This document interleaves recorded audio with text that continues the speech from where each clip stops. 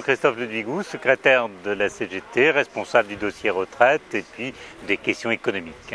En te remerciant donc d'abord d'avoir accepté de participer à cette interview et d'avoir accepté de répondre à quelques questions qui impactent directement nos préoccupations Caisse des dépôts en matière de retraite et au-delà en matière de mission. Notre première question, qui est relativement générale, porte en fait sur les attaques que pour notre syndicat on estime incessantes depuis 1993 contre le droit à la retraite, où seuls sont mis en avant l'augmentation de l'espérance de vie et le déséquilibre démographique qui en découle. Les attaques se sont multipliées et l'échéance 2010 prévue par la loi Fillon s'inscrit à nouveau dans cette logique. Quelle est ton analyse en la matière ? Je crois que c'est le problème de base.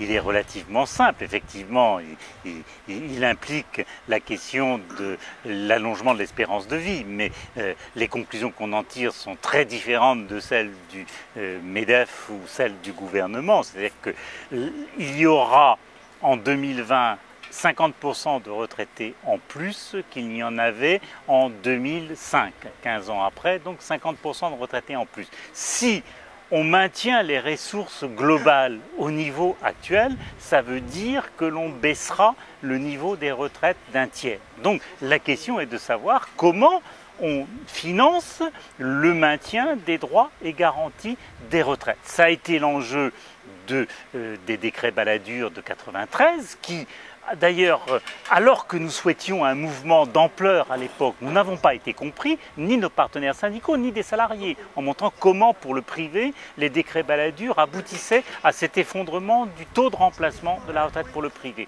En 2003, on a eu un mouvement exceptionnel, mais comme chacun sait, qui s'est traduit par l'acceptation par la CFDT donc, de la proposition Raffarin-Fillon sur la réforme. Le rendez-vous initial était prévu en 2012, le gouvernement l'avance, à mon avis pour des raisons qu'il n'a pas explicitées mais que je me permets de mettre là dans le débat. À ses yeux, le déficit public s'accroît du fait du plan de relance.